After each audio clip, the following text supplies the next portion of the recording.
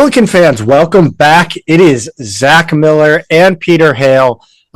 This is the Midtown Madness Podcast. Before we get going, thank you so much for listening. And don't forget, if you're watching on YouTube, if you like what we're doing here, please hit the like and subscribe button. It does help. If you comment anything you got to say, anything you want to say about the show, what we're talking about, what we're not talking about, if we should be talking about something, please let us know. Pete, I'm creating a new pre-sponsor segment on this show. It's called Chris May. You have an open invitation to come on the show and speak on the current and future vision for Billiken Athletics. That's a segment. I like it. But we first, before we get going, of course, need to give a huge thank you to everyone who has supported us by supporting Two Men in a Garden these past few years. Thanks to you. As you may have heard, they are back for the 25-26 season of the Midtown Madness Podcast. We can't thank Joel and the team over at Two Men in a Garden for keeping the Midtown Madness Podcast rolling. They are the St. Louis Salsa and Pickle Company, bringing you everything from mild to screaming hot salsas, including hot mango or sugar-free. They got pickles from classic dill to smoky barbecue. Visit them online at twomeninthegarden.com. Shop your favorite flavors. Learn more about their Kitchen Hub STL. They're doing great things with local entrepreneurs in the food accoutrement business. Don't forget to follow them on social media at Two Men Salsa on Instagram and Twitter for their latest updates. Pete, to quote Colt in Three Ninjas, I've got some good news and I've got some bad news. You know, he probably wasn't the first to say it, but your knowledge of the movies that I have not seen since I was, 12 is pretty astonishing, Zach. I got to hand it to you. Have I told you my favorite piece of trivia about that series? Series? I thought there was just the one. There was 3 of them. Oh, my God. No, you have not. Three Ninjas Kick Back, Three Ninjas Knuckle Up. Three Ninjas Knuckle Up had you know what? all yes. Yeah. Okay. So Three Ninjas Knuckle Up had the same actors as the first one. The second one had 2 people replacing the youngest and oldest brother. So what they did was actually the third one they released was actually made second, and the second one released was made third. So to give the air that the original actors had all reunited for the third one. So anyway, that's my favorite piece of trivia about a kid's movie that it was neither good nor actually it was terrible. Rewatching does not hold up. Anyway, the good news, Pete, this week, we've got some A10 preseason polls. They are out. So we've got some basketball to talk about.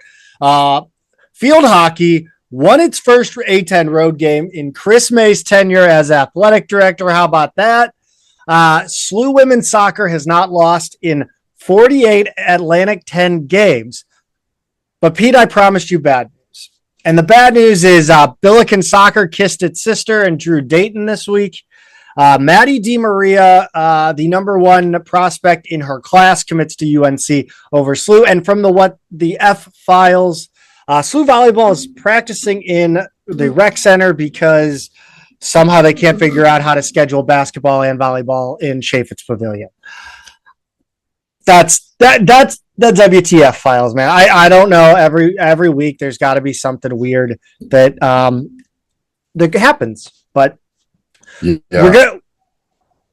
Could that be because was there like a concert or some other? I mean, yes, probably. Mm-hmm. But if you have a division, like you have to figure out the schedule. Like you have to figure something out. If that means like I understand that there might be some. I don't think they have to change over anything. I think they have to put up the nets and everything, right? I don't know if that's part of the union. Like, you know how like they have the arena workers, like the changeover? That's union. So right. Like, I do know that there are rules and like who can change over stuff. And I'm sure, and it's possible you need to have somebody staff that's union to do it.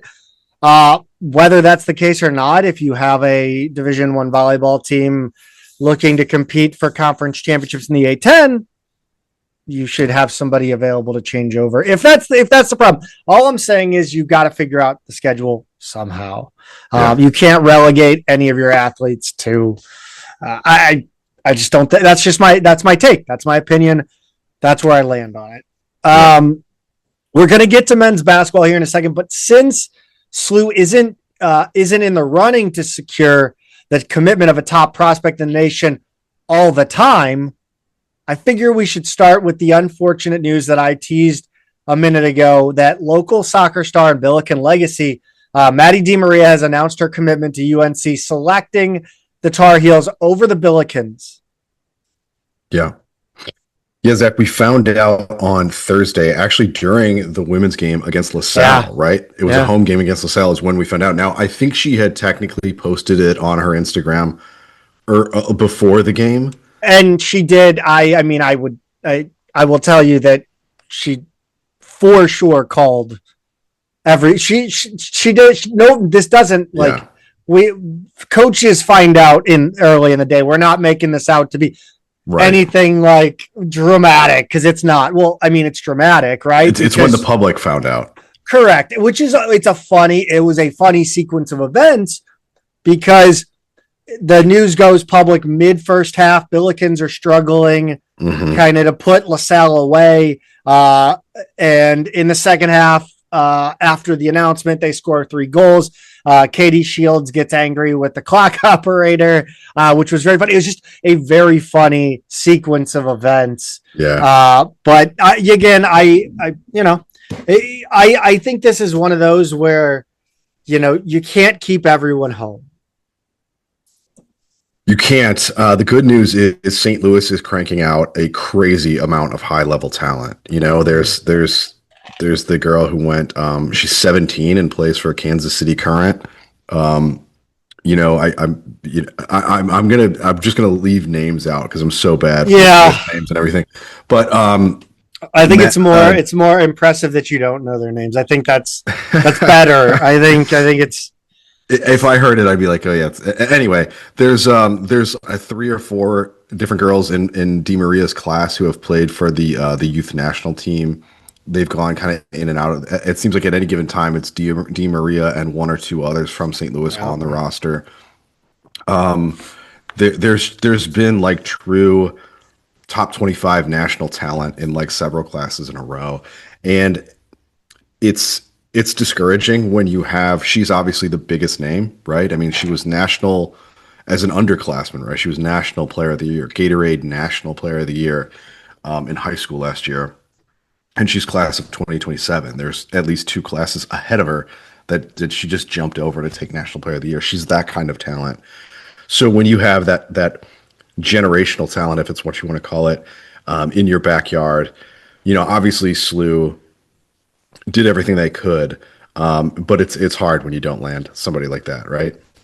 Yeah, I mean, of course, when they're also a legacy, and I think. And with a sibling who goes there.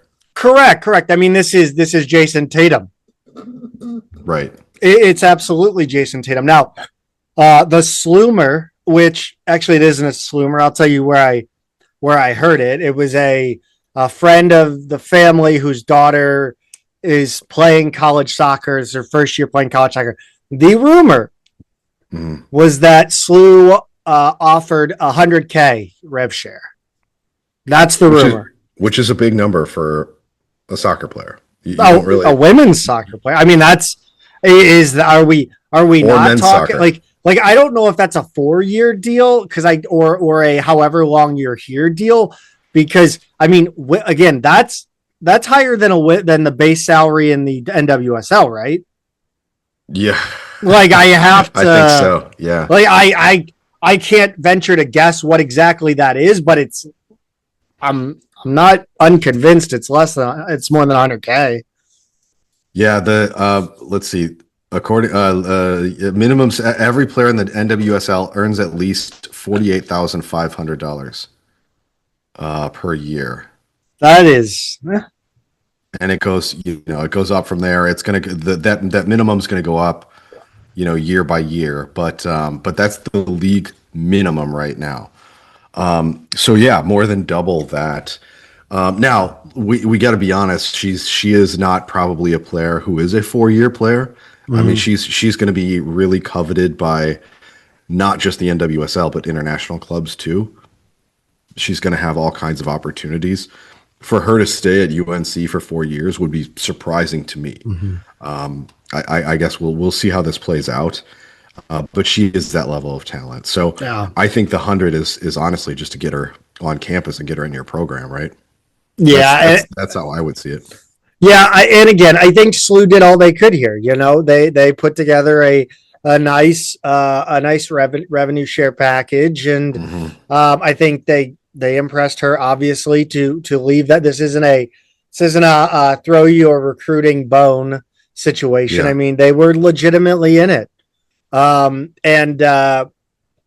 think one aspect of, college recruiting, when you're dealing with players that are in these elite and national team programs, they're sitting around and talking. Like, they spend downtime together, eating, shooting the shit, whatever. It doesn't matter. Right. They talk about offers. Like, there is conversation. There is a measuring contest going on in every conversation. These are all high level competitive people, young adults, young kids. We'll call absolutely kids. So, I mean, when you're sitting there in a group, warming up before a match, and you're talking about, who have you heard from, who's offered you, who's talking to you the most. Everyone around you is talking about UNC and Stanford, and sometimes you throw St. Louis out there, and everybody goes, "What? Why? Why would you? I mean, and that stuff matters. It shouldn't, and it's a bummer that it does, and it sucks for the mid-major types that perception is reality. And I mean, look, it's, hey, you got to keep up with the Joneses, so to speak, as a recruit sometimes. Yeah, you do. And it's also like, it's not just that. I mean, when you're in the youth national team program, it's these like 2-week mini camps where they've got roommates, and they're having meals, 2-3 meals a day together. Their downtime is spent together. So it's more of like a summer camp atmosphere. Absolutely. Where you have these like really intense short-term bonds that kind of form, and obviously some of those friendships are going to last longer and all that good stuff. But like during that time, it's not just like while you're stretching, while you're playing. I mean, you're spending all of your time with these people. Yeah. And if one of them is like, oh man, here's my visit to UNC was like this, UConn was like this, UCLA was like this. There definitely becomes a point where SLU is disadvantaged there. Yeah. Now, if you're going to land somebody from the youth national program, it's going to come from our hometown, right? And they're going to have a good reason to go there. It seems unlikely to me that we would land one of these like top 20 players from out of town. It's possible. I think the one thing SLU has done has just been a consistently winning program over this time period. And, I think you could argue they're down a little bit this year based on, playing a couple more highly ranked teams earlier this season. But, it's a program that's made a little bit of noise in the tournament the last few years, that's won their conference 7 years in a row, and on and on and on. So I don't think it's quite like a no-name sort of thing. I just think you're right in that it's an uphill battle, and they talk, and there's going to be comparison. And there's just certain ways that SLU's going to be disadvantaged there. Yeah, and when you get into that level where the players here at SLU every once in a while will have a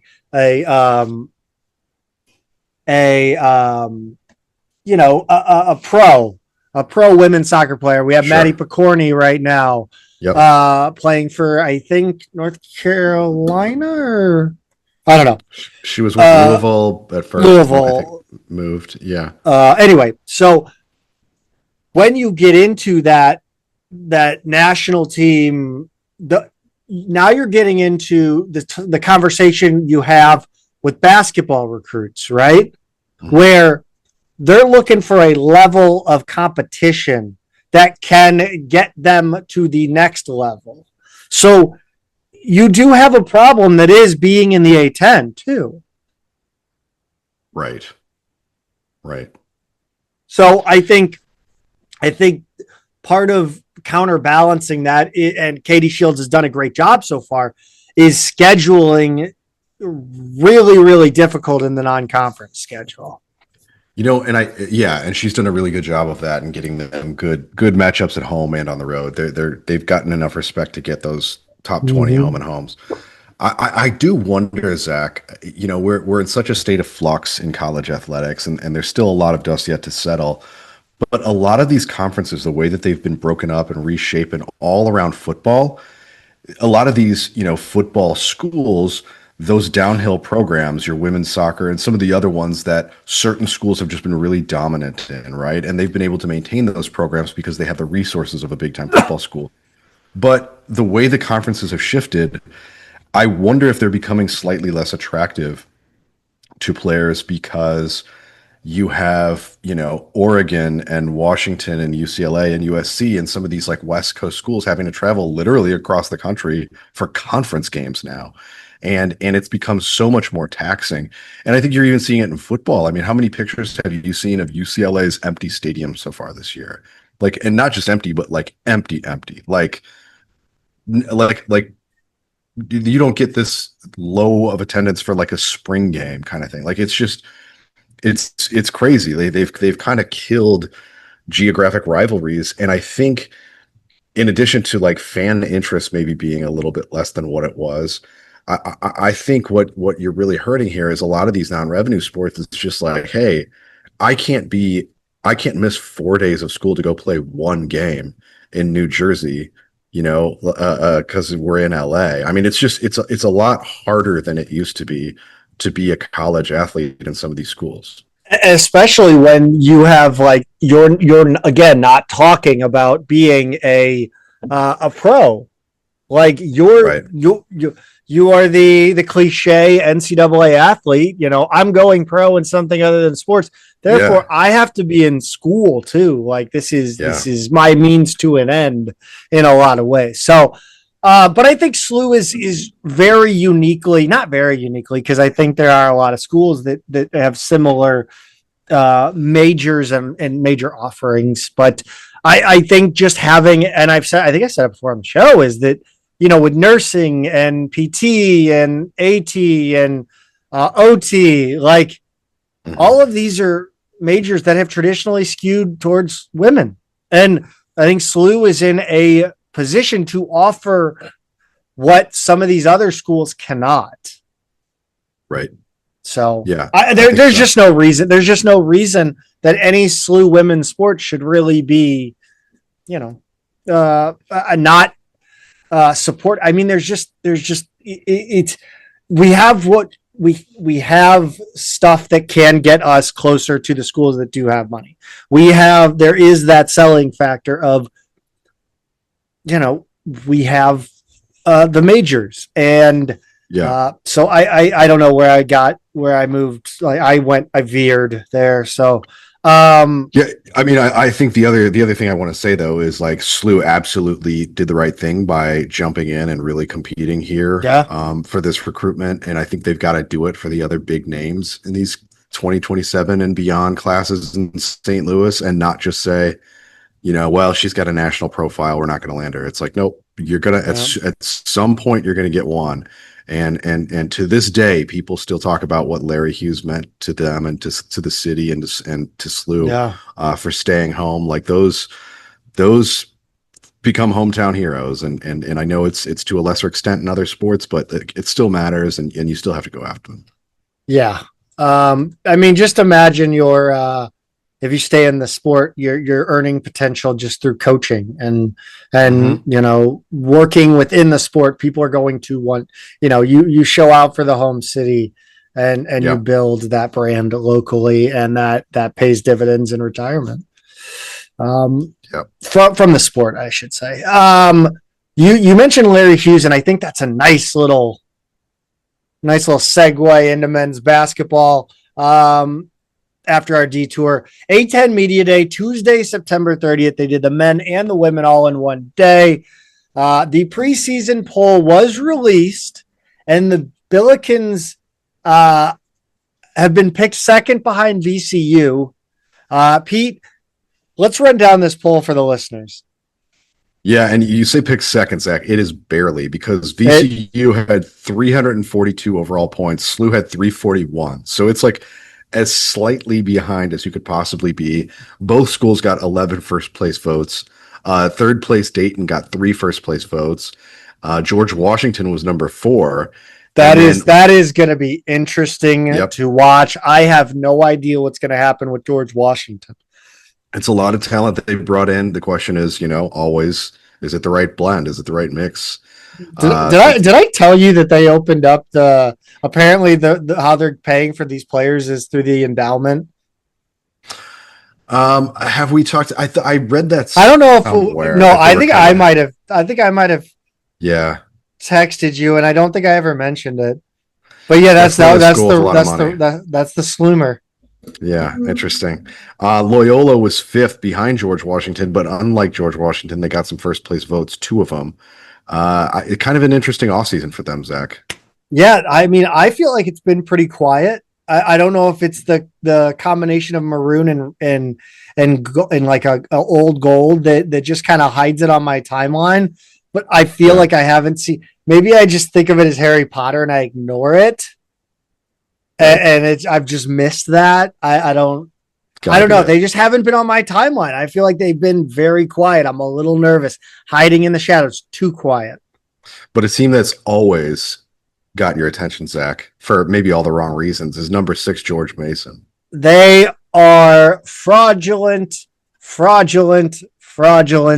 and their non-conference schedule is every bit as bad as SLU's. It might be worse here. Let's subscribe to the schedule. I don't want to subscribe to the schedule. Will that put it on your own calendar? Is that what that means? Yeah, of course. So I can watch all the fraudulent games. Yeah, no thanks. I lost it. I think I screwed up here, Pete. The men's basketball. They play. I had it. Son of a mother. This is bad radio. No, this is terrible radio. Alfred, they open up with an exhibition against Alfred. So the butler from Batman. Wofford. Did they just? They had to lose they lost their coach, didn't they? Yeah, they just. Winthrop, who hasn't been good since Clinton was in office. Catawba, no idea. New Hampshire. Jacksonville, that's Ohio, right?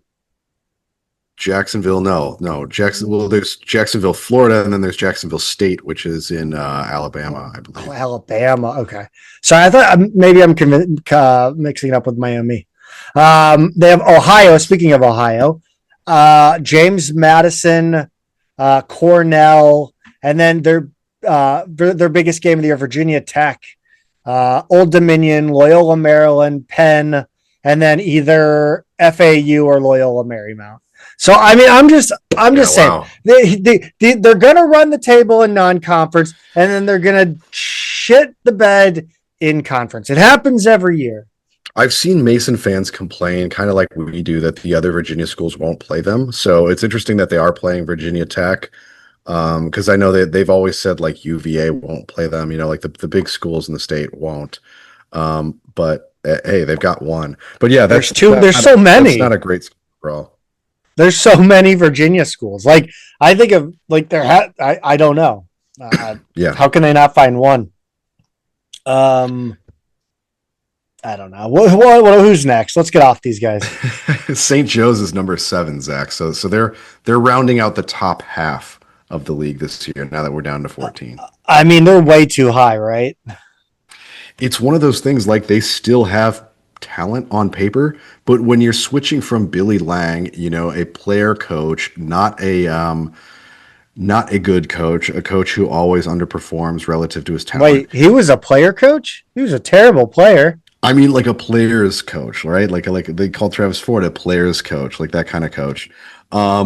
Yeah, so when you go from him to like kind of an older, like Ivy League style coach, it's like going Ford to Cruz. It's weird, man, and I kind of wonder how Donahue's going to handle this season with essentially Lang's roster. I don't know. I've never thought Donahue was that great a coach to begin with. The whole situation there has fascinated me, giving him a long-term deal like we talked about a couple weeks ago. I don't know what's going on there. It could be an absolute train wreck, but maybe when you give really good players a more organized coach, maybe it'll work. I don't know. Wide range of possibilities there. Um, let's see. In year 2 of Woj, St. Bonaventure picked eighth. Yeah, they're another one where I think a wide range of outcomes is possible. I do think they have really created a deeper roster than they had before. You know, we always have given Schmidt a hard time for going 5 or 6 deep at most and just wearing his guys to the bone and not having much of a bench. But I do think they have a much deeper team now. 9 is Duquesne. A little odd to see expectations of Duquesne down this year, especially with Drew Joyce really getting into the meat of his tenure at Duquesne. They've got some good players. I wouldn't be surprised at all to see them leap, you know, like a St. Joe's and a St. Bonaventure. But I think people just kind of need to see it first with him. He still just hasn't proven he can win yet. Let's see. Richmond. Are we Fire Mooney Mafia? Is it out this year? Richmond was the worst team in the league last year, and they really have not done much to upgrade the roster. Zach, I look at this team and I'm kind of puzzled. I'm like, why are they 10th and not like 13th or 14th? I'm kind of mystified here. I don't see it. Is Matt McKillop single-handedly tarnishing his father's legacy right now? They just don't have a lot of talent, is what it comes down to, and it's not one of those Davidson teams that's like they're got like just the right mix of guys. They're just not as good. Like Davidson, say what you will about them and their style and all that kind of stuff. They've always had really good basketball players, and I have not seen it. It seems like they're being downgraded every year. That the younger McKillop is there. What kind of leash you think that guy has? I mean, your dad's name's on the court. It's a lot of pressure. I don't know what his deal looks like or anything like that. I can't imagine. You know, expectations are too high right now, but I don't see it happening this season, but maybe next year if he doesn't turn it around. Who was the last coach to like go through a succession plan and like John Shire obviously at Duke has done well after Coach K, but it just doesn't feel like that ever works. Yeah, right. Like where the coach handpicks somebody at least the ones that we are like privy to. I mean, you talk about like the VCU turnover where they have done it right every single hire, but that's not like a succession plan. They actually kind of keep making good hires. Exactly. Right? From outside. Right. Yeah, I can't think of an example where it has worked, but I'm sure as soon as we stop recording, something will hit me. Archie Miller, it has to be his last year at Rhode Island, right? It's got to be. This is another one where you look at what they did in the offseason, and I'm like, I don't see how this is any better than before. This ranking 12 makes sense to me for them. LaSalle and Fordham, 13th and 14th. This really, I mean, poor Fordham, man. I think Fordham won't. I'm going to predict they don't finish last. They brought in some guys who can really score, and I think one of them has already departed. I think they had an early unexpected departure. So that might be the reason that people have them this low. But I still think they have a few better players than maybe Richmond and LaSalle and arguably Davidson and Rhode Island too. And I think that could buy them a spot or two in the rankings here. I think people are just conditioned at this point to putting LaSalle and Fordham last. Finally, UMass. Oh, wait, never mind. They gone. Yeah. Did you find yourself missing them as you read? You know what? I did. It doesn't feel right without them. We need the Commonwealth back in here. Don't let the door hit you. Yeah. Good riddance. Good riddance. And Let's talk. watching their disaster of a football program unfold every week, you gotta really wonder what they're thinking. No idea. Trying to figure out my computer issues. I'm having issues. Let's talk A10 conference, all conference teams here. Hmm. I want to go through these and I want to figure out whether or not SLU is missing from the list anywhere because one Billiken on the list, and that's Robbie Avila. He made the Atlantic 10 all conference first team. Hmm. Yep, along with Javon Bennett from Dayton, Braden O'Connor from Mason, Rafael Castro from George Washington, Deuce Jones from St. Joe's, and Miles Rubin from Loyola, Zach, who's one of your favorites. Dustin from Stranger Things looking ass. He's a dead ringer. It's insane. I'm gonna get him one of those hats. I'm gonna They get him have a the hat same- and a hat and a ringer tee, Yeah, and it'll be in a backpack. he's got to Backpack. grow out his hair a little bit too. Yeah, yeah. Second team, we've got Emil Latong. I wish he would leave. I don't like that kid. You know, and I looked at our because I remember he was kind of a tricky matchup for SLU last year. You know, that kind of stretch 7-footer type. But we also really had issues with Javon Bennett last year. He was the Dayton guard who kind of burned us. So I think it's interesting. You know, they did lose some guys, but their two top returners are the guys that we arguably struggled with the most last season, which is the kind of one thing that scares me a little bit about Dayton this year. You got Trey Dickens from GW, Devontae Bowen from St. Bonaventure, and three guys from VCU. Barry Evans, Adrian Tracy, and Tyrell Ward. Unlike Guy Phillips, we're not just going to say a lot of guys. Yep. You know. So, anyone here that anyone here on SLU that you would put ahead of? So I think this is the issue for SLU is their depth, right? Like people are looking at a roster that can go 10 deep and saying like, I don't necessarily know who the number 2, 3, 4, 5 guys are. Like I have some pretty solid guesses, but a lot of people are going to go, well, maybe all these guys only play about 24 minutes a game and they just don't put up the numbers that guys playing 30 minutes a game are going to put up at other schools. Or we just don't know. Is it going to be Jones? Is it going to be Green? Is it going to be Dunlap or Thames maybe? Like who's going to be the other guys who really step into that role this year? Otieno. I mean, like there are 5 or 6 guys easily who you could make a case for being double-digit scorers and or the second most important guy on the team. I think people just don't know yet who it's going to be, and so that if any of those guys are getting votes for these teams, they're probably sort of cannibalizing because everybody's got a different idea of who's going to emerge. Are you saying that this is Golden State from their heyday? Are we worried about too many cooks in the kitchen? There's only one ball. It's only one ball. I'm not worried about it because I don't care about these teams at all. I care about winning games. All right.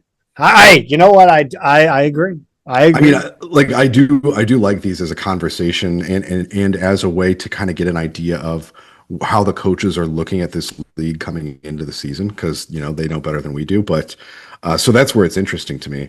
But no, if we don't have players named to the all conference team, so be it. As long as we've got the right mix of players out there and we're winning games. Let's talk about third team.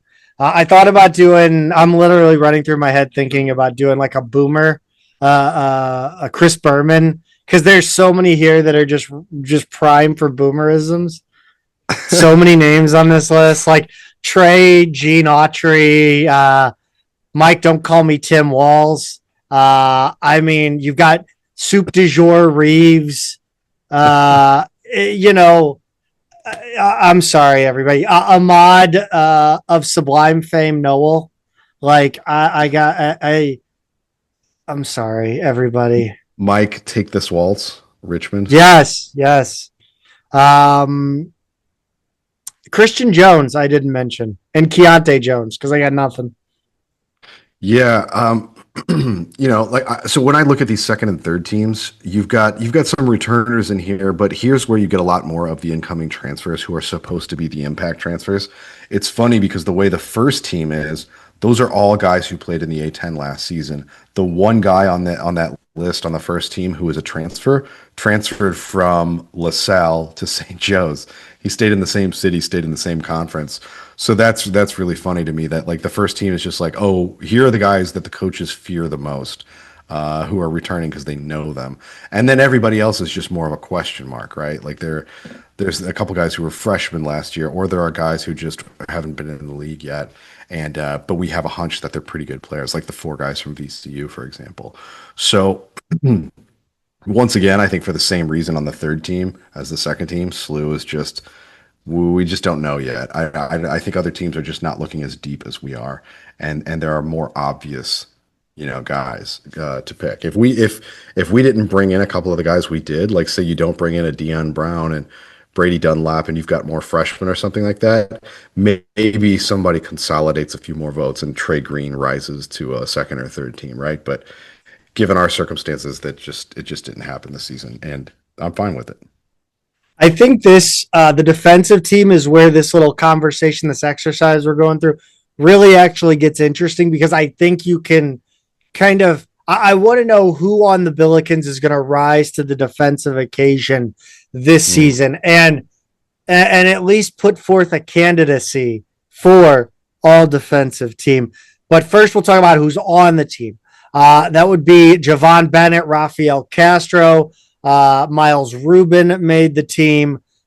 Justice Ajigbor. Ojogbor. Yeah, Ojogbor. Sure. Brandon Jennings from VCU. So Ajigbor from St. Joe's and Jennings from VCU. Pete, who on this team could you see step up? I have mine. I have a couple here. So for SLU, I mean, I think the thing about these teams, the all defensive teams, is they tend to just be the guys who lead the conference in steals and blocks. And sometimes those are the best defenders. But I think about like the Majerus team, right? And some of those guys, like how well those guys defended, both individually and as a team. And that didn't always necessarily mean steals and blocks. It just meant they were forcing teams into bad shots. They were getting rebounds. They were holding teams to low point totals, but it's not necessarily the kind of stuff that shows up on an all defensive team. So I guess with that said, I've heard a lot of good things about Deion Brown's defense.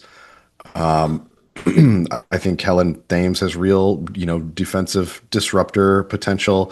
Otieno, I don't think he's a big time shot blocker, but I could see him really locking down the post. I have to look at his shot blocking stats, but for some reason they didn't stand out to me, at least in my memory. So we know it's not going to be Robbie. I don't think he's an all conference defender. Let's see, Trey Green. I don't know. I don't know, Zach. Who are you thinking for this? I think I'm gonna throw Otieno out there. I just think Okay. I think he's gonna surprise defensively, and I'm gonna go with Kellen Thames ending up on the all defensive team. Okay. I think so. I wish you could get like a special teams, all transition team. Mm-hmm. Kellen Thames is there, right? He's going to be your transition specialist. He's the guy that's he's leaking out. He's looking for the outlet, even if he's not the guy that's tipping the ball. So he's just so long and athletic. He's kind of a matchup nightmare. Like I just think there are kind of situations where he's really going to stand. He's really going to stand out defensively with some of these matchups. I am looking at Otieno, by the way, and he was at 1 block a season his first 2 years at Quinnipiac, and then last year 2.1. So he definitely has all conference potential right there defensively because of his size, shot blocking ability. He's also good for about 1 steal a game too, over his career. So yeah, I take back what I said about Otieno. I didn't realize he was over 2 blocks a game. I think anybody who's over 2 blocks a game is going to have that potential at least, and he's a solid rebounder too. He was at almost 9 rebounds a game last season. Would you say you weren't familiar with his game?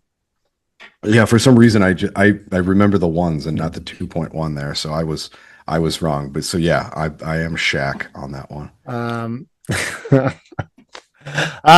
Pete, what is your initial reaction here to these rankings? Just freestyle.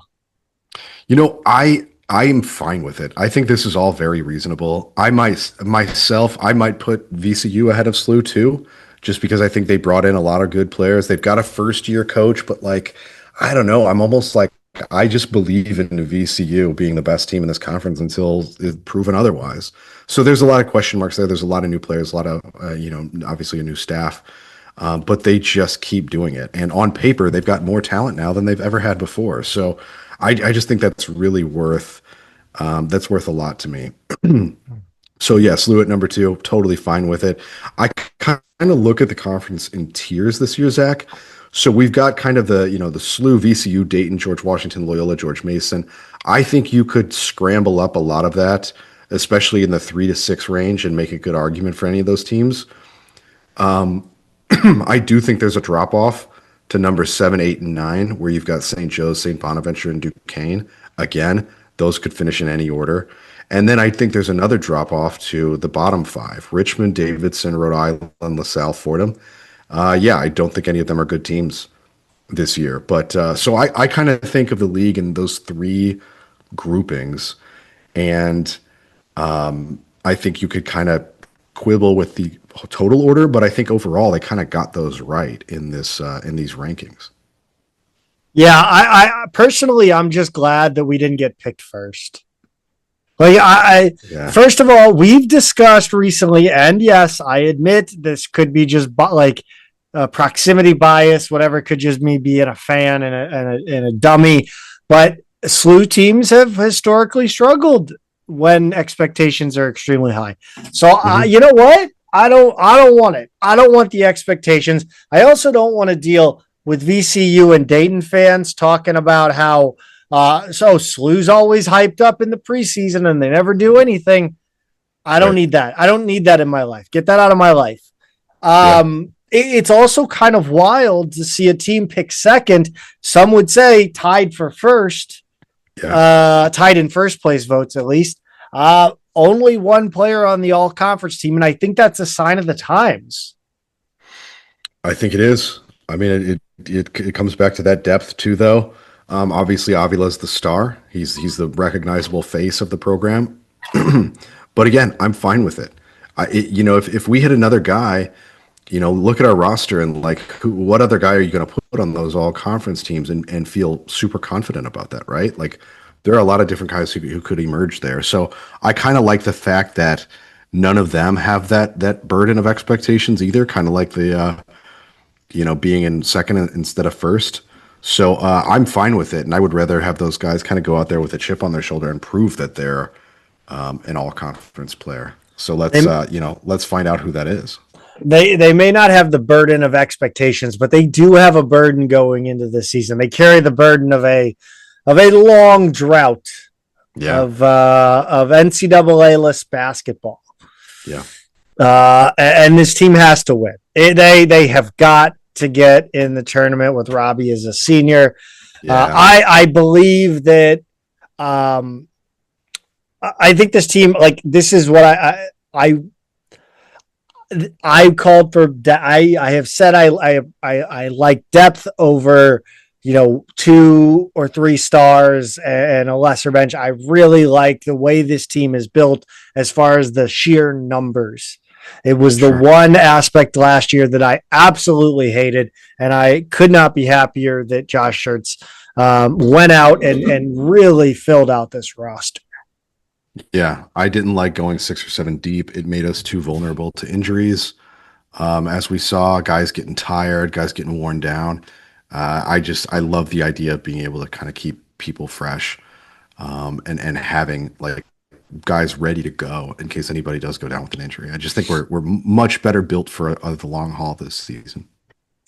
We've got the Billikens on the recruiting trail. They have a new offer out to a kid out of Minnesota?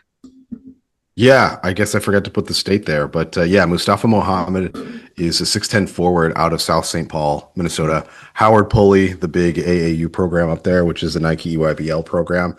He's 6'10", but he says he can guard any position. He's really a versatile player, both directions. He's a good playmaker. He can handle the ball, make plays for himself and his teammates off the dribble. He's got a good mid-range jumper. He's working on extending that. Eventually, he thinks he'll be kind of a three-point threat.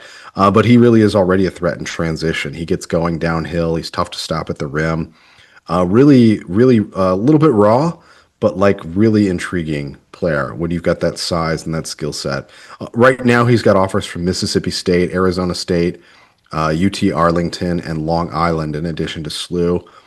I think that's going to add up, though. I mean, he's got obviously a lot of the Big Ten schools, including the local program, all kind of circling here. So, nice offer, and I think he's a good long-term prospect.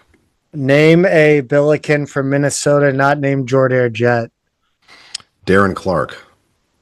That effort from Minnesota. Hell yeah. Mine was going to be Max Banshee. I was going deep cut Majerus. Oh, wow. That's yeah. Not a guy I know anything about. Remembering some guys. Mm-hmm. That's a fun game we should play. We should play that. We should play a little game like that on these recruits. Let's close the loop on some guys, some not so good news. Yeah, oddly enough, a couple of them are staying in conference, though. Hassan Qureshi, Archbishop Stepinac High School in New York City, committed to Fordham on Monday. He had 7 offers from the A10. Literally half of the conference had offered him, including one from SLU. But I don't think we were still actively involved here, so I wasn't entirely surprised to see that.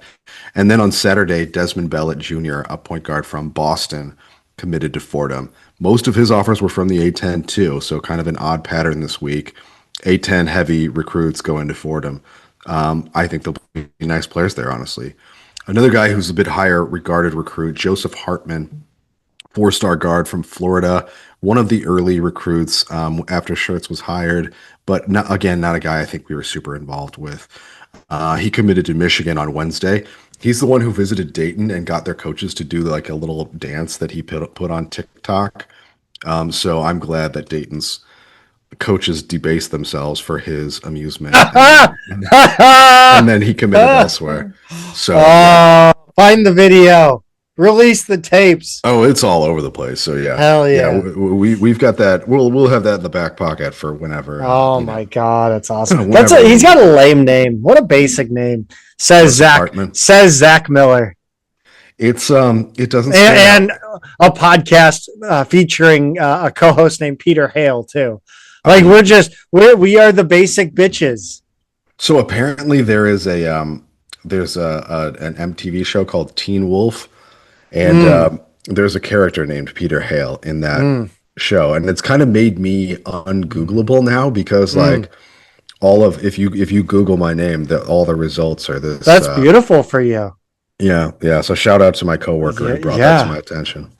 That's like there's no anonymity on the internet. You are anonymous again because thanks to Come on, Zach Miller in the actually I'm kind of ungoogleable too. I've got the there's obviously the tight end that played for the Raiders and the Bears and the so he's got me covered. But you spell your name a little bit differently, right? Yeah, but if you're looking up Zachary Miller, like you're not getting me. Sure. And nobody, like even my own family spell my name wrong. So like, whatever. Yeah. Let's talk about A10 women or the A10 Women's Basketball Media Day. Honestly, Pete, I almost put this in the bad, and then I felt bad, so I left them out of the bad. But this Billiken women's basketball team, not respected by the A10, their A10 peers. Yeah, or I would argue not as disrespected as they could have been. They could have been so much more disrespected. Yeah, I mean, like, so this is an interesting one, Zach. So Richmond is the team to beat this year. They are the best returning team. They were a top 25, a legit top 25 team last year, beat ACC schools, including in the NCAA tournament. Yes. They got to win. A real win. A real win. A real win, not a play-in win, a real win. So they return several players from that team. I know they've lost some too, but they're still the team to beat. They got 9 first-place votes. George Mason was picked second, 4 first-place votes, and then Davidson number 3 with 1 other first-place vote. So none of those are surprising. That's kind of the order I would have expected for the top 3. Then you get Rhode Island at number 4. Dayton, they expect to make a big jump this year to number 5. They've been down a little bit. St. Joe's down from where they were last year, down to number 6. VCU at number 7. Number 8, Duquesne. And then SLU at number 9, Zach, which means there's 5 teams below them. George Washington, Fordham, LaSalle, Loyola, and St. Bonaventure in that order. Now, I will say St. Bonaventure is just abysmal. They were terrible last year. There's not much reason to think they're going to be much better this year. So, yeah, I think them at number 14 is obvious, but I really think outside of the top 3, we could see a lot of shuffling in this conference. I think what I'm seeing here, if SLU is number 9 and you and I are looking at SLU's roster going, where are we going to get points from? I can't believe there are 5 teams in this conference in a worse situation than SLU's in right now. So to me, I think league-wide, there is just not a lot of confidence in the bottom half to 2/3 of this league. I think SLU being at number 9 is the A10 media saying, okay, the roster looks like crap, but we've seen Tillett do this before. Yeah, I think that's fair. And a lot of teams in this league have been burned by her. Now, I don't see that happening this year. When those first 2 seasons, when they had magical late season runs, they had veterans, they had really good role players, they had legitimate scorers. They had it. They could play 5-on-5. They could. Brooke Flowers was on that first team. Julia Martinez was on both of those teams. Kyla McMakin, who could obviously score. You had Peyton Kennedy emerge as a real scoring threat over those 2 seasons. Obviously a little more disappointing in her final season, but that's a pretty solid top 4 right there. And then you kind of had a rotation of other bigs behind them. I mean, I don't have that. I just meant they could actually practice 5-on-5.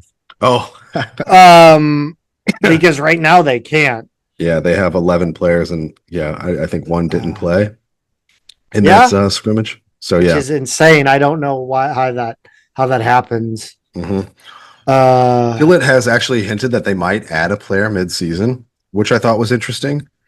Before how do you hint at that? Where you California Penal League? Where are you pulling it from? Well, yeah, I don't know. She thought they might not be done yet. Like they might bring in a mid-season transfer.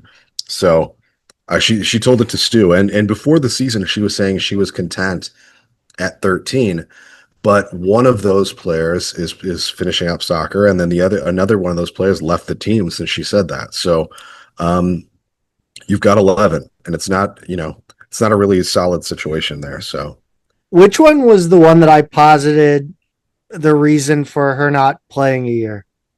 Was that the one that left, or is that the one that's on the all-conference team? The all-conference team. Okay. Yeah, I just don't want to say it again because it was a little not, it's not the nicest thing in the world. So SLU's only player on the all-conference team was Alexia Nelson. She was a 3rd teamer. She did not play last season, and then the season before, she averaged 9.8 points a game at Towson, which it's respectable. But somebody transferring up to the A10 from Towson after taking a season off, I just and look, Tillett said she was a big time target for her in the transfer portal. I don't even know how that's I don't understand that. She said this was our target. We went out and got her, and I remember that right away. But it was Tillett must know something I don't, because to me, somebody who has been out of the game for a year and was not even a double-digit scorer at Towson the year before, to me, does not scream all conference, right?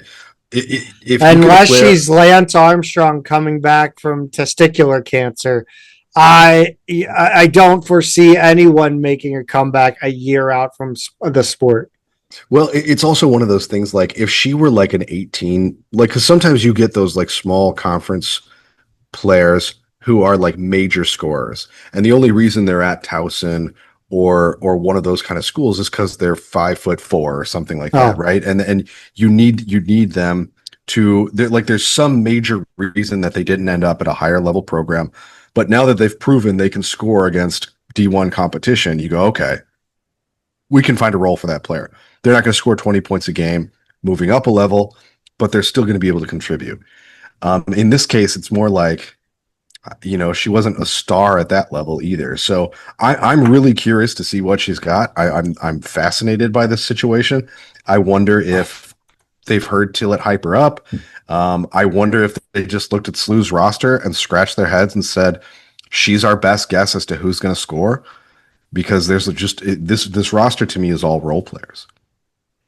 It's like, what was it when they had the Tibetan monk that was the pitcher, the famous like fake pitcher story where it's like just it's Sid supposed Finch? to be Sid Finch. Yeah. It's one of that situation of the time the hockey team drafted a fake player from Japan. Right. I don't know. It would just be wild if like I don't know what in this resume right here says that's a player I need on my team.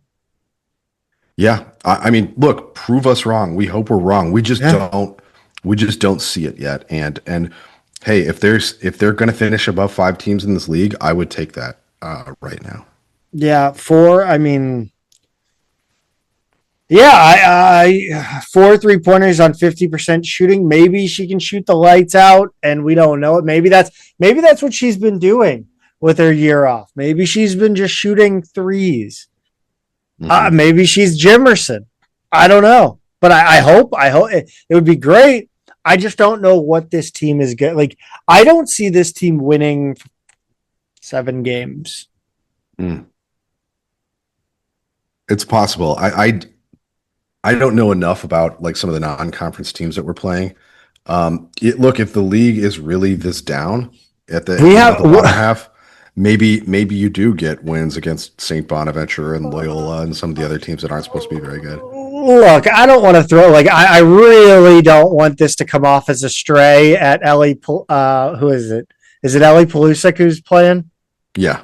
I don't want this to come up, but like you had like a player on an 11 player squad right now is a soccer player. Mm-hmm. Like she was a very good basketball player, but I mean, like so was Sammy McLeod.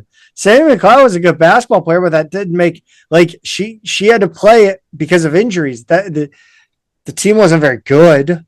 Mm-hmm. Like one of your players that's going to have to play minutes is predominantly a soccer player. Yeah. This is I mean, it's a little unserious. I hope we're wrong, and that this is the perfect mix of players, and that there's something we're missing, or that somebody, Hannah Wallace and Mia Bergstrom are going to have crazy breakouts as sophomores. I mean, it's possible. It's all possible, but like, I just none of them have proven it yet. I mean, like honestly, the second year in a row, we know Belle Tillett is not good enough to play Division I basketball. We've seen it. I'm sorry. Yeah. And so either, you're going to have major minutes from one of those two players. One of those two players is going to get major minutes on this team. I mean, it's unserious. And you've already lost a player who just kind of gone. Mm-hmm. I don't know how much longer. Tillett is It is as quick as it rose. As Yeah. it's almost it is an incredibly sharp ascent and decline.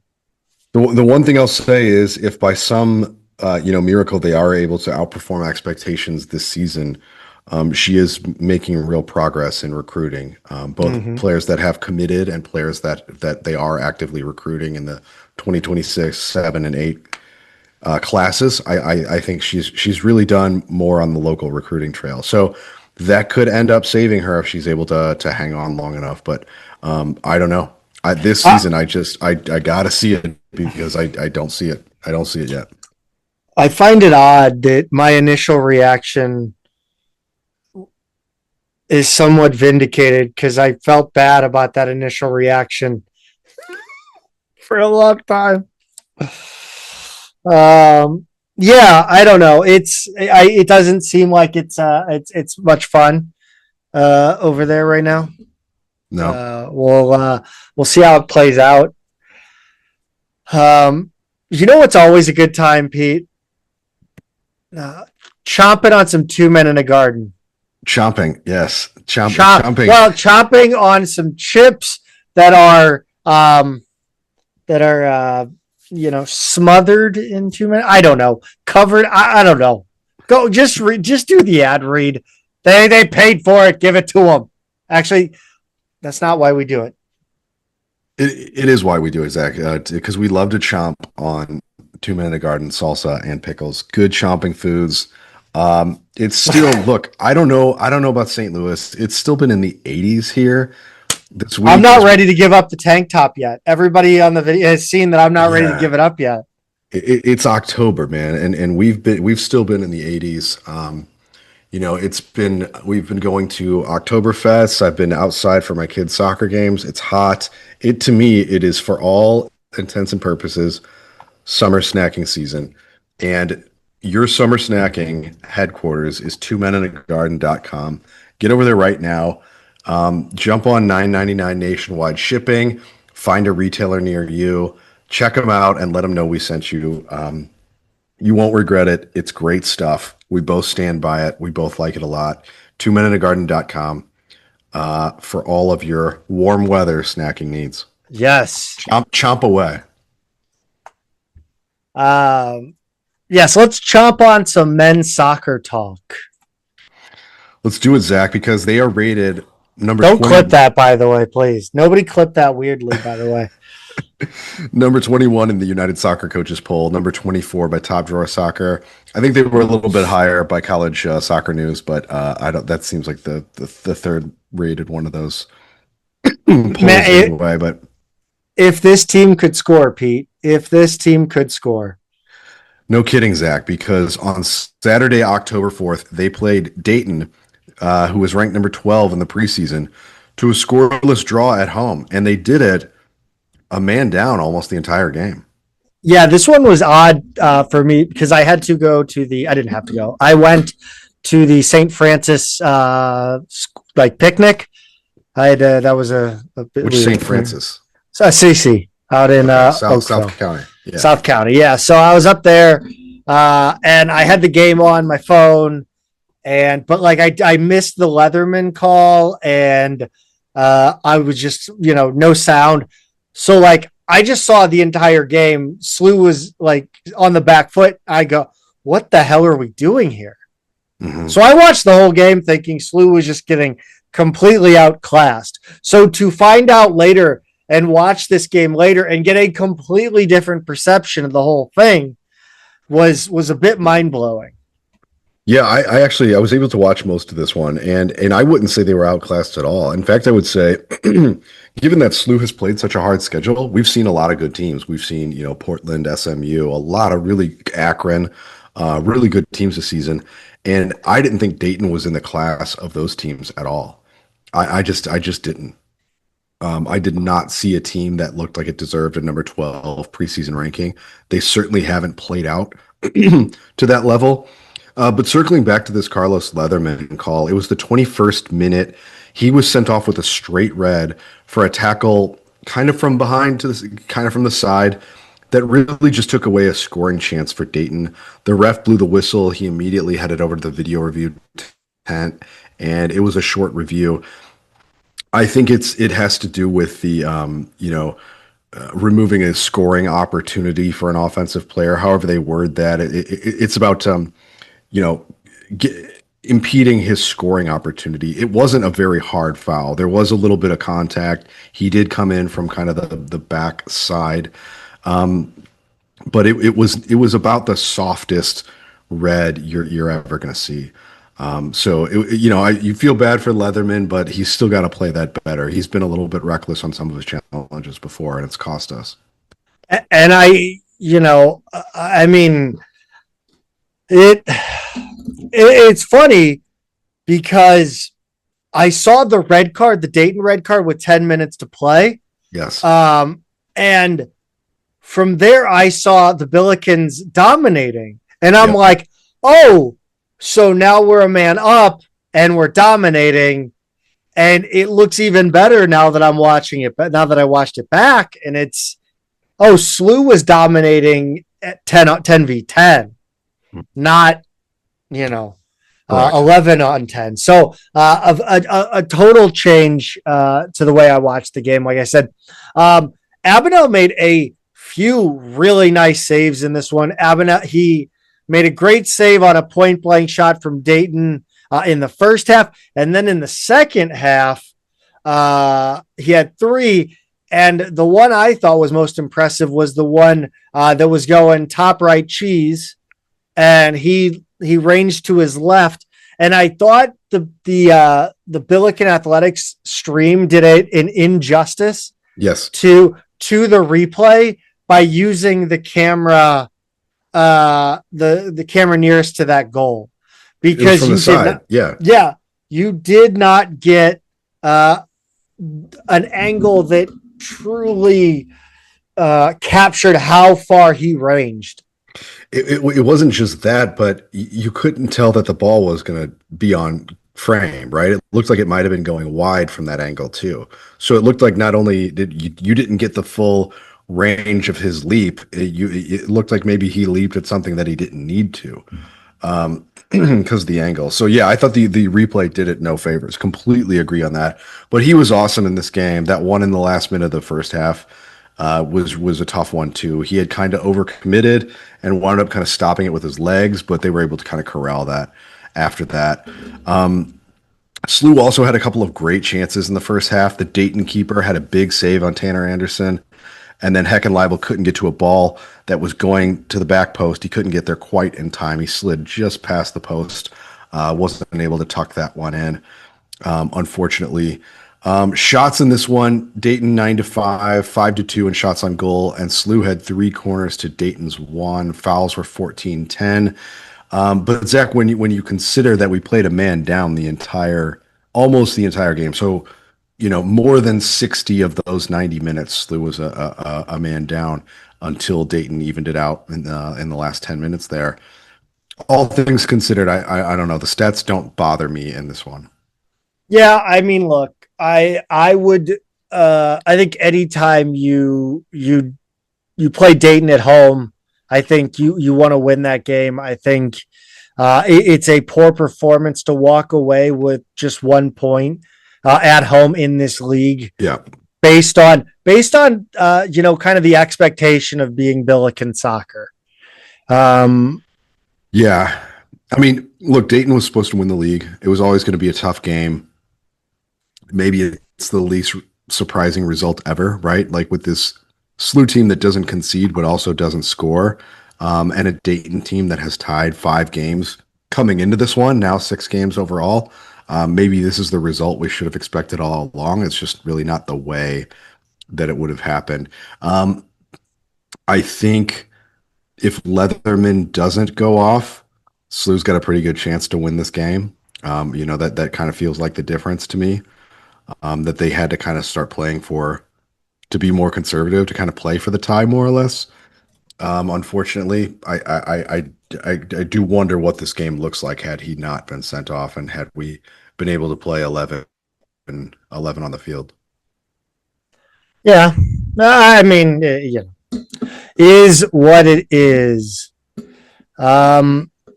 Pete, did we talk about this Billiken schedule this year? Yeah, we did. We did. We did. Yeah. So I was doing pointless research for the show about something. You were my keyboard's also not working right now, which is a pain in my ass. That's what I get for buying like a $30 Bluetooth keyboard and mouse. The mouse works fine, thank God. But anyway, sorry. Let's talk about the future here, Pete. The Billikens will head to Foggy Bottom to take on the Hippos of George Washington on Wednesday the 8th. Saturday the 11th, they will head on down to Richmond, Virginia to take on the Rams of Virginia Commonwealth. It's the same road trip the women were on last week. Yeah, just the reverse order, basically. So VCU, they're 3-4-4, a little bit down this year. They're 0-1-2 in the league. They will face Mason before they play SLU, and they tied SLU 1-1 last season. George Washington is 2-7-2. They're not very good. They're winless in the league, 0-3 so far, and SLU beat them 5-0 at home last year. So got to win these. On the women's side of things, Pete, they just steamrolled through this week. We did touch a little bit on them, on their performance against LaSalle. The funniest part being that the Billikens scored 3 in the second half after Maddie DiMaria officially announced her commitment to UNC. Yeah, they really lit up after that. It felt like the floodgates opened there in the second half. So the first half, they did get one on the board. In the 32nd minute, Eva Schreiber sent in an arcing cross from the right side. Blakely Hockett got just enough of a head on it for her first career goal. But then in the 64th minute, Zach, Audrey Smith was there to rebound home a shot by Caroline Shire, and the floodgates really opened. Shire's shot came from some good lead up, including a really nice pass from Hope Kim. 2 minutes later, Izzy Lubert dribbled in from 45 yards out, beat 3 LaSalle defenders, and ripped a nice shot from the left off the inside of the far post. 71st minute, Zach. Oh no, this one was sick. The 71st minute, I think, was the goal of the game, if not the season. Yeah, so far, I mean, this was one of those goals where it's an individual effort that you get 2/3 of the way there and then completely lose the plot, and it's going the other way. On this occasion, 1 out of 10 times, Addie Brosder absolutely rockets a shot, upper left corner, upper left 90, where mama keeps the cookies, as they'd say.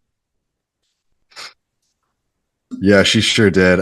Watching her beat both of those defenders was really satisfying, by the way. And the replay looks just as good.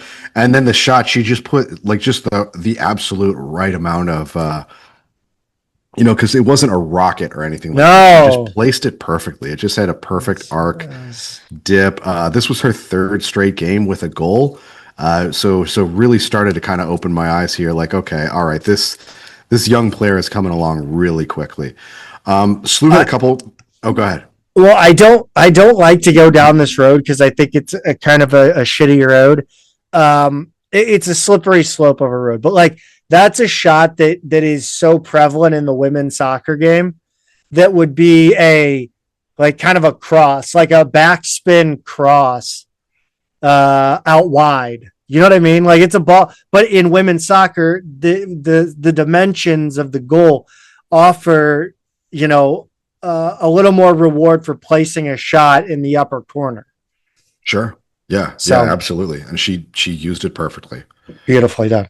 SLU had a couple more great chances after that. The second half was just an onslaught.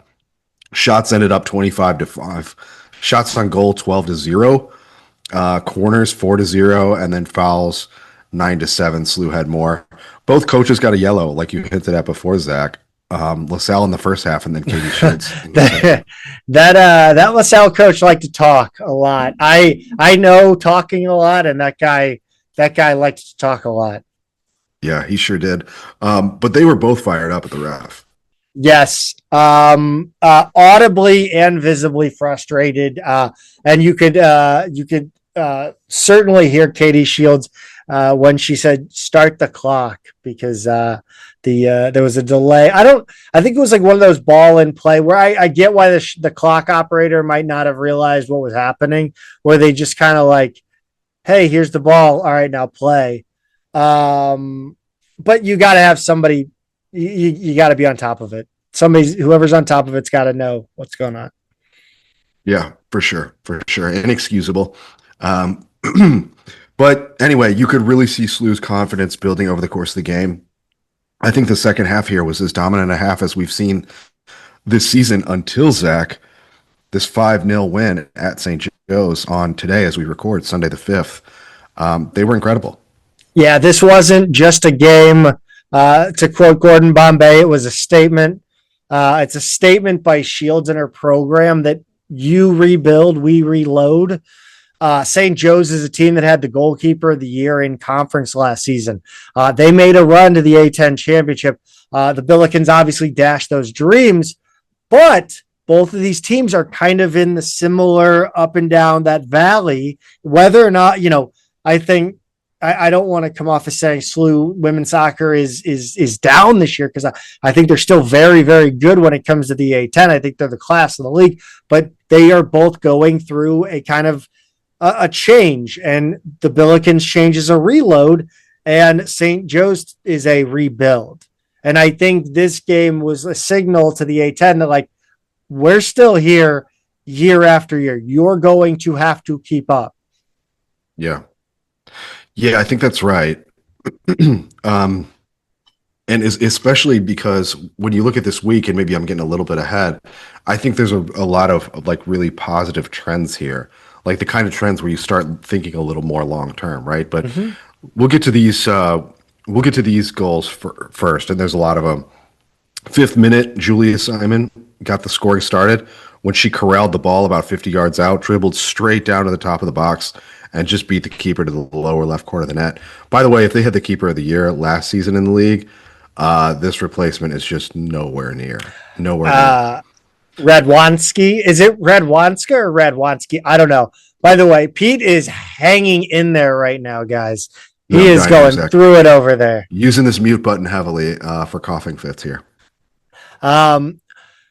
Brosder sent in a dangerous cross in the 44th minute. A Hawks defender got a foot on it, nearly put it in the back of her own net. Instead, it clanged off the post, headed out wide.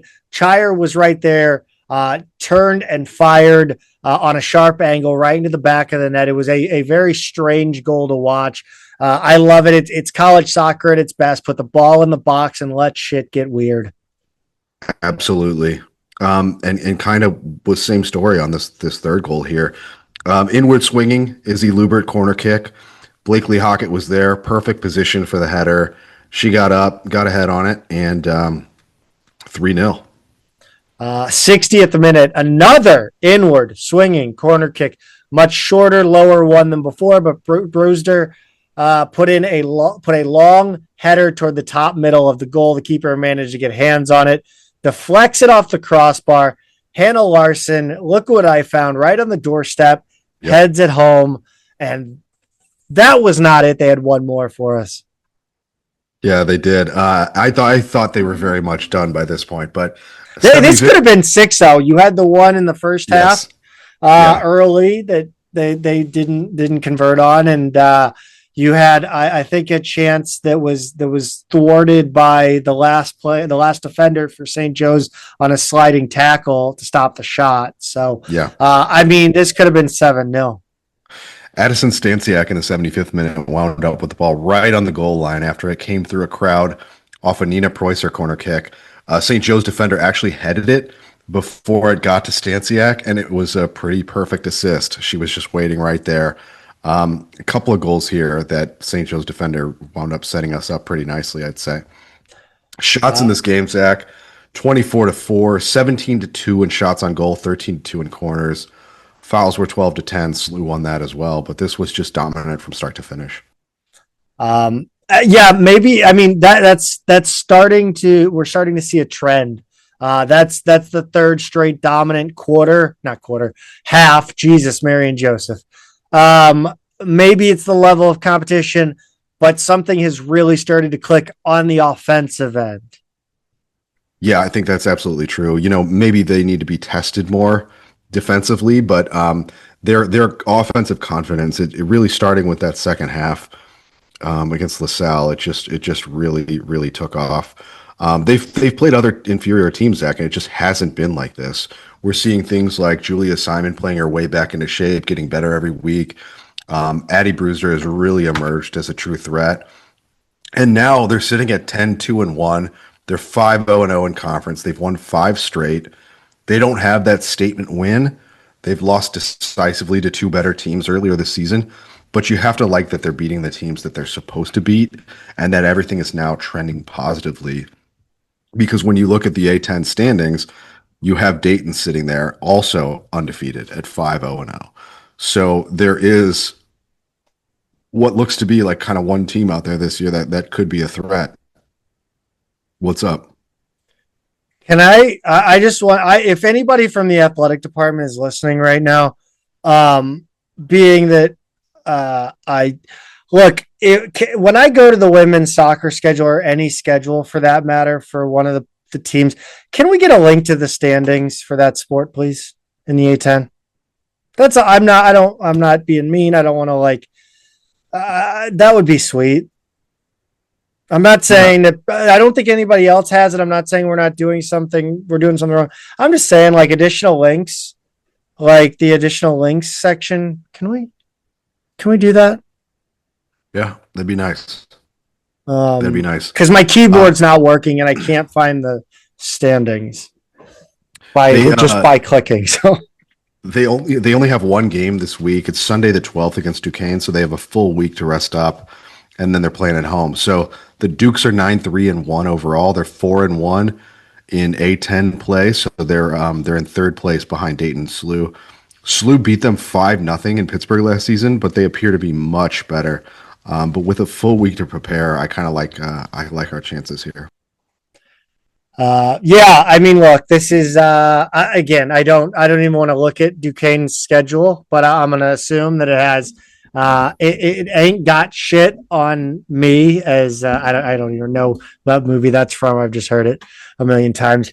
But yeah, I mean, I think they're still the class of the A10. Yep. The Bills are still the class of women's soccer A10. That's it. Yeah.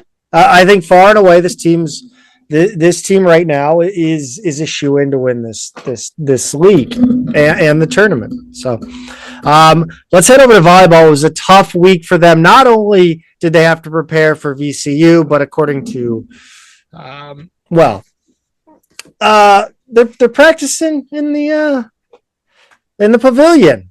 Or not the pavilion. They're practicing over at Simon Rec Center. Yeah. Yeah. I don't know. You got to figure out how to make that work. But tough weekend. It started with a 3-2 loss against VCU Friday the 3rd, 19-25, 27-25, 25-20. Pete, I thought this was going to go SLU's way, honestly, even after that fourth set, just the way they had handled fifth sets. Unfortunately, it got away from them too early. They were down 10-3. They could not claw back and ended up losing it 15-10. Jenna Brenning in this one had a career high 8 kills and 8 blocks. Ellie Rink had another double with 21 and 11. Tamia Maddox had 13 kills and a career high 22 digs. Kennedy Cooper had a career high 7 blocks. They're killing me with the technical difficulties on the ESPN Plus broadcast. You gotta update us. You gotta update us. I mean, I gotta go to the SLU volleyball Twitter feed and it's gotta say we can't show it. Just let us know. Yeah. So they I think they did in the first set say they were having issues. They said it was going to start late. Is that what it was? Okay. Yes. So again, no. Did any of it? Because by the time that I came on in what would have been the middle of the fourth, and it was no.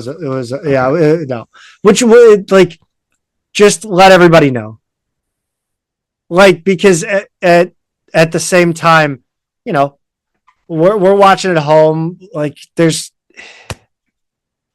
it's very simple to just say, hey, the match, well, we can't get it to work. Sorry. Like nobody's going to kill you over it, but Right. just let us know.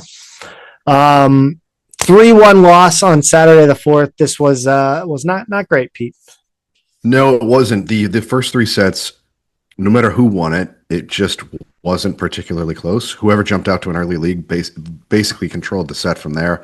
The 4th was close, though, and we were hoping for another come-from-behind win for the Bills. They really needed it after that first match got away from them on Friday, but no such luck. Schlu did have a season-high 12 blocks. Kayla Jansen had 9 of those. Rank had a 14-14 double-double. And Lucy Rankin had a career-high 25 assists. But unfortunately, they came away with 2 losses this weekend, Zach. Dropped to 0-4 in A10 play. And the bad news is this is a really front-loaded schedule. You started with Mason, then VCU, now Loyola and Dayton coming up. This is not how you want to start your season. It's just completely front-loaded. Yeah, not great. I really was kind of bummed with the way they played at Mason. VCU is going to be a tough out. Loyola is always tough. That's a volleyball school. Really, you look at a place like SLU, we're a soccer school. They're a volleyball school. Yep. They always have been. And SLU will head over there. They'll host Loyola on Tuesday before heading to Dayton for 2 weekend matches. Dayton's always a tough place to play. That little rinky-dink gym they play in. Actually, I don't know. Have they moved over to the to UD Arena? I'm not sure. Anyway, Loyola 6-10, 3-1 despite being picked to finish third in the A10. And Pete, I'm going to say like 6-10. I am sure that schedule is every bit as challenging as it normally is. They still very well might. I think they're going to finish second. I'll call them a second. Dayton is far above everyone else. They've had a tough non-conference schedule, as I said. They're coming off a split with GW. Yeah, not great. Dayton was picked to win this league, currently 10-6, 5-0. This is not last year's Dayton team, but it is still Dayton. This is the one sport where Dayton really does, put their money where their mouth is. Yeah, they were great last season, and 10-6 this year, not as good, but they're still the team to beat in this league until further notice. Pete, we have great news from the field hockey pitch. I sound like such an asshole saying it. It is a historic win. It is genuinely an historic win. The first time in Chris May's tenure as athletic director, Billiken Field Hockey has beaten an Atlantic 10 opponent on the road. Can you believe it? It's crazy. It's one of those stats that's crazy, but at the same time, I guess we've been following this team long enough to know that it's been a while. But this was a 2-1 win at Richmond on Friday the 3rd. Richmond actually scored first on a penalty corner in the first quarter. Mm-hmm. Abby Shallow, though, came up with a huge stop a few minutes later on a penalty stroke, which, think of that as a corner that was kick a versus the PK. Sick save. Right. Yeah, she's been incredible. And then Shia Dry leveled the score in the second quarter on a rebound off a Hazel Mary shot. Hazel Mary is all name team. Merry, by the way, Hazel Mary. Mary. It is fantastic. It's the best name in field hockey. She's like a supporting character in a Hallmark Christmas movie or something. It's a great name. That Hazel Mary is the name of like a fictional. Yeah, it's a new Christmas like icon.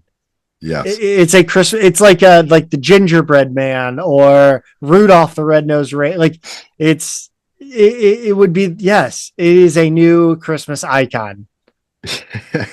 Yeah, and. And yeah, she gets the assist for that one. Sierra Larson carried the ball into People, the circle. people really should listen deep into this show because it gets weird Gets after a better. while. Yeah. She carried the ball into the circle, centered it for Abby Vitas for the 2-1 lead going into halftime. And Zach, that score held. Yeah. Nobody scored in the second half. Richmond outshot SLU 14-9. Shots on goal were 7-4, and corners were 10-7. But SLU beat them where it matters. First ever win against Richmond. Previously, they were 0-23, dating all the way back to 1993. Obviously, not in the same league for all of that, but still, the Spiders outscored SLU 107-11 over those games, and 16 of their 23 wins were shutouts. Pretty astonishing stuff there, Zach. The last time the Billikens beat Richmond, the end. There was still apartheid in South Africa. Well, no, sorry, they never beat Richmond. No, yes. Sorry, That was the first time they played. son of a. Okay, fine. The first time they played, the first opportunity they had to beat Richmond Yes, was before the end of apartheid. Apartheid still existed. yeah, that's correct. You are correct. It was in the first. Bill O.J. Clinton Simpson was still an American icon. I think that's gonna, for American listeners, that's gonna be more meaningful. America had not yet been introduced to a Goofy movie. All right. And sorry, I meant to say Lion King, but then I remembered that Goofy movie was robbed of the soundtrack success that Lion King had. Yes. Yeah. It can do, guys. This show goes off the rails. You need to listen to the end. So going into this game, Zach, I think you had to assume Richmond was going to win. No, I had this as a win. I had this as a win. I did not. Go ahead. No, all I'm saying is this team has inspired confidence in me at a level that I am not comfortable with. So then the real question is, what are they going to do coming up here? Because they've got a top 10 Iowa team on Sunday. Well, no, we haven't even talked about UC Davis. I'm just going to say, if you're that confident. I'm not that confident. All right. So look, I mean, like, the league is down to 7 teams. You got to figure that Richmond is behind St. Joe's and VCU, right? But sure. SLU's still going to have a better shot against Davidson, Lockhaven, and LaSalle. So the fact that they can pick one off against Richmond is actually, it means SLU has a chance to be a lot better in the context of this league than they have been in a long time. I mean, let's pull up the standings here. This is crazy. I mean, this is a team that is knocking on the door of a fourth place finish. They're looking at a Travis Ford right now. Yeah. That almost choked you to death. That joke nearly killed you. I don't have much gas left in the tank here, Zach, but yeah, you're right. That's a good reference. They're at 1-2, so they're in 5th, but just a game out of 4th, right? A game out of 3rd, really. And they have the last 3 games they have in conference: LaSalle, Lockhaven, Davidson. Both of them are at home. By the way, on the A10 website, LaSalle is in St. Louis, Missouri, and Lockhaven game is in SAINT Louis, Missouri. 2 totally different places. Correct. Yes. Yeah. That's a little more formal. But what I'm saying here is, like, they're 2 home games. They could conceivably get out of this season. They're sitting at 3-2. They could sit at 500 in conference, Pete. They very, very reasonably could, and then maybe above 500 when all is said and done. They could absolutely win out. They could win 3 games here because they've already gotten VCU and St. Joe's out of the way, right? Yes. Here's they've played the 3 hardest teams. Yes. I mean, this is good news. This is great news.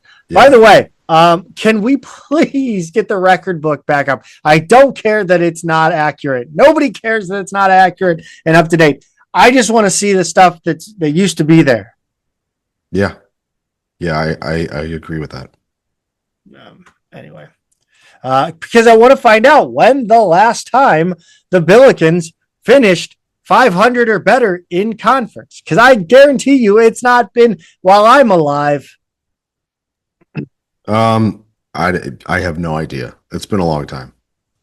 Anyway, sorry. No, I'm not actually. UC Davis, a 2-1 loss, Sunday the 5th. I think this one was a game again. We thought this team could and probably should win, given it be played in a vacuum. Yeah, I mean there were 3 or 4 common opponents heading into this one, and they had performed similarly in those games. I think like Ohio, Ball State, there were a couple others that like Bellarmine. They played the same teams, and so I thought like this is going to be a really, really evenly matched game, which I still think is correct given that this thing went to overtime. We just happened to get that Richmond upset before this, which kind of changed the context of this game. SLU actually scored first with Sierra Larson getting her 5th goal of the season off an assist from Josie Nager in the second quarter. And man, I did not want to say her last name, Zach, but it's Naeger.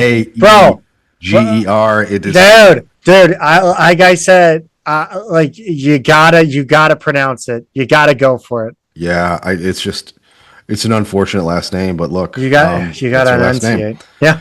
UC Davis got one back just 3 seconds before halftime, which is brutal. But that was really bad. I'm gonna go out. I'm gonna go on record and say that was actually like really bad. I mean, you have the ball. The time is running out. Flick the ball over top. Just send it. Yeah, send it. Don't play. Like I don't know why they insisted on playing out of the back for whatever reason with the ball. Right, with 3 seconds. They did that they did that a few times with the time running down where they were playing out with it in the back. And look, I've watched enough of this level of field hockey to know that it's not a good place for the ball at this level. Like if you're at North Carolina or Stanford or whatever, like yeah, they can do that. These teams can't. And I just get the ball up the damn field. Get it away from your net as far as possible from your net. Right. So there were some weird calls in this one though too. I honestly I don't understand scoring apparently because every 2 of the 3 goals didn't hit the wood behind the net. So I thought that was too high. I don't know. It doesn't matter. I can't argue really. So the rules. Second half was scoreless, Zach. So they went to overtime, and 4.5 minutes into OT, Davis got the game winner. They actually outshot SLU 10-5, 4-3 in shots on goal, and had the 7-2 advantage in penalty corners. But this was a tough game for a number of reasons, Zach. Yeah, I mean, we're going to get into the short rest aspect of this because, I mean, look, they had 16 active players on this roster.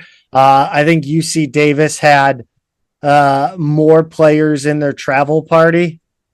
I'm sure they had more players than they brought, and they just saved money by not bringing everybody, right? I think the difference as it pertains to just the field hockey, though, in this one was the turnovers in their own end. I thought they put themselves under a lot of pressure. Again, I think I talked about it when I did that stupid video. It's like play the ball long, get up there, take away all the outlets, and make them turn the ball over. Throw the ball. I want to see, I would love to see SLU just flick that ball up over the defense, make these players that are not at, the best players in the nation, right? Play a tough bouncing ball, make a play with it. But again, it's tough to play that way and press and run up and down the field when, you got 16 players and you played Thursday in Richmond and then played Sunday at home. Right. So again, and that's, I mean, we all kind of understand the reasoning behind that. Sure. So it's a tough task. Yeah. Yeah, you just would have liked to see them actually. This is a game I wish they had a week's rest, like because it seemed like really evenly matched, and it would have been a good litmus test, but just a lot of factors not working in their favor, unfortunately. By the way, they've added some nice things to that facility. They moved the concessions up to the front of where you walk in, so you don't have to go all the way to the back to get your concession and then come back. That's really nice. That's a really, really good job there. I think that facility is just beautiful. It's like that turf. I mean, it's super nice. And there's just a few things that it could use and to really make it one of the premier field hockey spots. I hope they rent that out for games and stuff. Sure. I don't know. That's why I'd like to see them turf the entire baseball field. They can make so much more money renting that out to games. Yeah, absolutely. Anyway, Sunday the 12th at number 9 Iowa. I think we're going to win this. I think so, Zach. Think back to that St. Joe's game. Yeah, that was just like a firing squad, and you have your goalie doing everything she can to make that game respectable. I think that's probably the best case scenario here too against Iowa is you come out with a respectable loss. I don't know how field hockey gets insured. There's so many moments when I watch field hockey where I'm like, it's kind of brutal. It's like this. The sticks are like just it's not necessarily that it's uncoordinated looking. It's awkward looking the way they swing it, and you just kind of feel like it's not. There's no, I don't know. They're obviously well in control of everything they're doing, but it is very kind of, it's an interesting motion. So it looks a little scarier than it is, I think. Yeah. For sure. Pete, talk about swim dive. So they got a couple of wins this week. At UMSL anyway, the women won 154-64, and then the men 155-58. SLU won 20 of 24 events overall. Tierney Cole was a double winner for the women, winning the 200 IM and the 100-meter breaststroke. Kyle Algrim won the 200 free and the 500 free for the men. And Ethan Hudak won the 100 free and anchored 2 relay wins for the men. So nice performance against UMSL crosstown rivals. And then at the IU Indy Invite on Saturday the 4th, the men went 2-1, defeating Bellarmine and Xavier and falling to IUI. The women went 2-3, topping Bellarmine and Butler, but then were beaten by Xavier, IUI, and Bowling Green. No first place finishes, but had plenty of runner-up and top 5 finishes at IU Indy, Zach. IU Indy is a weird school for sports. They put a lot, like it's so ingrained in like that NCAA area, that NCAA like main office area. Right. That because IU Indy's right there. Yes. Like it's here, and it is like across the street from the NCAA headquarters. Yeah, they're the closest school. Legitimately. So they're good at like track and field, swimming. It's a very weird. They kind of really get into those Olympic sports. They do, and their basketball arena is super weird because it's up on the Indiana State Fairgrounds. And it's like the arena where like livestock is shown and stuff like that, like during the state fair. So the arena is like super tall. It's got this really, really high ceiling, and the seating is steep. It's just an unusual basketball arena. It's kind of fun. Why don't you finish us up, and then I'm going to talk about the field hockey records. Yeah, so next up, swimming will head down to Little Rock, October 10th and 11th. They'll face the host school, Little Rock, and then Delta State and Henderson State. I think they had this same meet last fall as well. Cross country is off until the pre-national invitational, again in Columbia, their third time heading there on October 18th. So that's it for the other sports, Zach. So the Billiken field hockey has never finished 500 in the A10. Prior to the A10, there are no real good There's no. I found you just have to Google record book SLU field hockey. Prior to that, they're not broken out by conference, so I would have to like actually go through it and look. But the last time the Billikens finished 500 overall, they finished 3-4 two seasons in a row in the A10 in 05-06. And then going back to 1990, they went 14-9-1 that season. Kelly O'Connell was the head coach. She went 16-7 the year before, 14-7 the year before that, 11-8 the year before that, 11-8 the year before that. She was fantastic, apparently. When she left in 1990, Denise Swenger came in and they went 8-10 and never got to 500 again. Wow. Well, there you have it. Yeah. So I'm gonna see if I can't find any more on Kelly O'Connell. I want to know what happened to her. Yeah, it's kind of amazing that's the last time the program has really been good. Yeah. But Zach, anyway. that's all we got this week, right? Yeah, that's gonna do it for us. Sorry, Pete's ready to get out of here. Go Bills. Go Bills.